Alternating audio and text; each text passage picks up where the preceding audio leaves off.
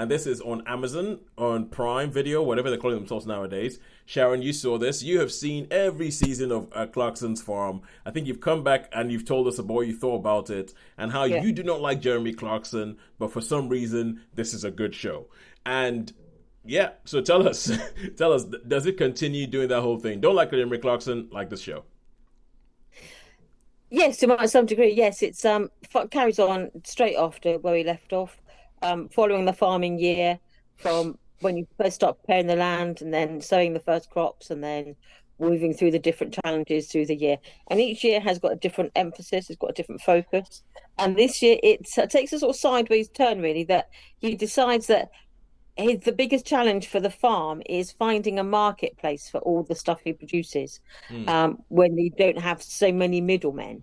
And so he tries to, he's got his own farm shop, he's got a Berg fan on the farm shop, he's got these different sort of irons in the fire, basically, just to make the farm a bit more commercially viable. And he decides that he's going to actually open a pub and but it's not going to be like a country village pub because he's had issues with the local village where he lives because the farm shop gets enormously popular.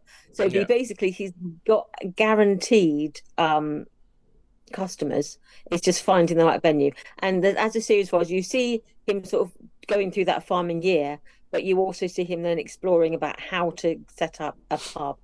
And that is the focus this year. It's more about getting the pub up and running and the challenges that faces, and obviously locating a pub, finding one that has got good access that won't cause traffic problems because they know it will be enormously popular even without doing anything, and then finding one with sufficient access, parking, facilities, and then staffing it. So this is very much where you see that side of things, where he's trying to find this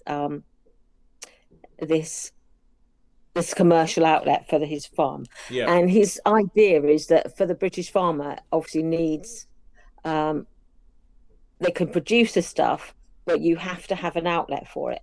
Yeah. And a lot of all the farmers I've ever known, they are basically held to ransom by the supermarkets. Yeah. They're the ones with all the power. They can sort of set the prices, they can set the demands, and they can then change their minds at the last minute and say, well, Yeah. actually, we're going to offer you thousands less for this crop. So it's trying to find a way that they can they get a little bit back for farming and support British farmers. So his Yeah. idea is this pub, everything is going to be British reared. So that means he won't sell Coca-Cola or Pepsi because it's not produced in this country. If you want to have, your Tabasco sauce, you can't have it in this country because it's not. So everything on the menu is British farm reared. And then you see all the different challenges that he faces, some of the disasters, and some of the fact that he sets these deadlines. So I want it open by the bank holiday weekend, and he allows himself sort of 6 weeks to get the whole thing up and running. And it's you don't know whether it's a device for the television show to create drama, I was going to say, but yeah. you think, or whether he really is like that, thinking, I want to get this up and running by this day because that's a good sort of time to do it. But it just ends up being a bit quite chaotic and making decisions, and everything's more expensive than it has to be, and everything's always a bit last minute with all these crises. And some of them you think, are they real crises, or are they ones that have just been like manufactured or exacerbated by the format of the show that everything has to be done yesterday? So for me, the drawback of it this year was I find it fascinating to look at that farming year, because everyone knows in Britain last year we had a horrendous summer. It was wet. We had a lovely spring and it got very dry, and then it basically rained. And I was thinking, well, how on earth do you manage with all your crops? And you only get a little glimpse of that. One of his crops was ruined by the weather. But Yeah. that's only like a snippet out of one episode, whereas the emphasis was on the pub. So I didn't find it as engaging as I normally do, because that aspect of it is more interests me. It's more like the farming side that does interest me.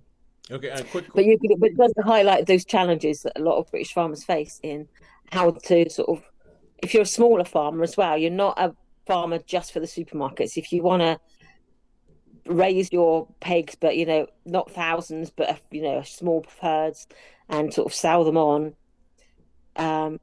the challenges they face. So I Yeah. find that still the most interesting aspect, and that was not as prominent this time round. It looked like Sean had a question. Yeah, I Yeah, did. sure. I was going to say, it was interesting when you said before.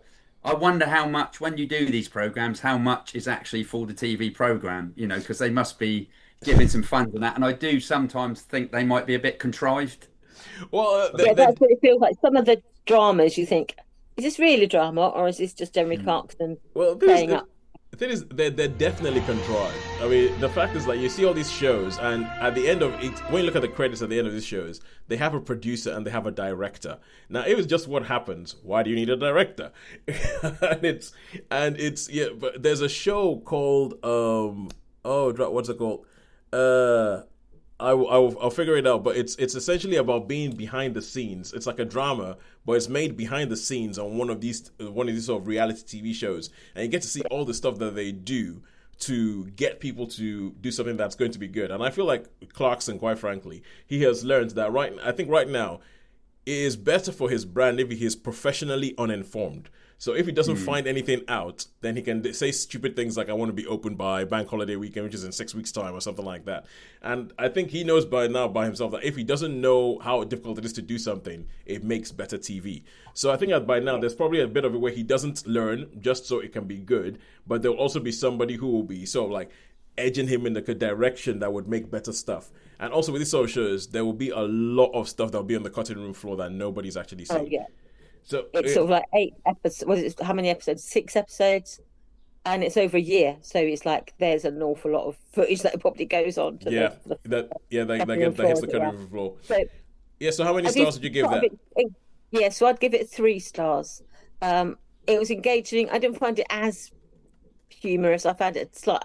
I was conscious. I was finding it a little bit more contrived. I was less interested in the pub. Um, More interested in like just the nitty gritty of farming, really, which is what it gives you an insight. And someone like Jeremy Clarkson can open the door for a lot of people where we wouldn't see into this world. And I know Yeah. farmers, and it's like I don't know what goes on in the day-to-day world in their farming. So, and it's all around us. I was just driving through the country today. Um, we went to a midsummer fair on the island, and we were driving sort of through farmland to get to it. And it's like there's great swathes of the countryside that we know nothing about because Mm, it's being farmed, it's worked, yeah. but we just don't see that. And so it's I thought it'd be interesting to get that glimpse into a hidden world. And I think that's why farmers are struggling. For the most people, they don't see. They see you've got these, hundred acres of land, and they immediately assume that you obviously must be rolling in money. Yeah. And a lot of these people are land rich but cash poor. Yeah. Well, And but I think it's I the don't fact know that he's about got that. deep I pockets don't as know about well that. is I don't know it, about that. well, it's a Every bit farm like I know always got good stuff. it's a bit like when you have people who have stately homes, but you also got to think about how much it costs to keep that thing running and keep the lights on and heat up every room and everything yeah. like that. It's good from the outside, but there's a whole bunch of hidden issues with it. Now, I do know some of the country home, and it's a vast Georgian manor worth millions, but but it's like, but it's yeah, yeah, it's a money pit. yeah, right. And I unfortunately have to move us on. Unfortunately, I have to move us on because Sharon, I can see how much this means to you, but unfortunately, I do have to move us on. No, I'd give it no, absolutely. I find yeah, 3 stars for Clarkson's Farm. 3 stars for Clarkson's Farm, and oh,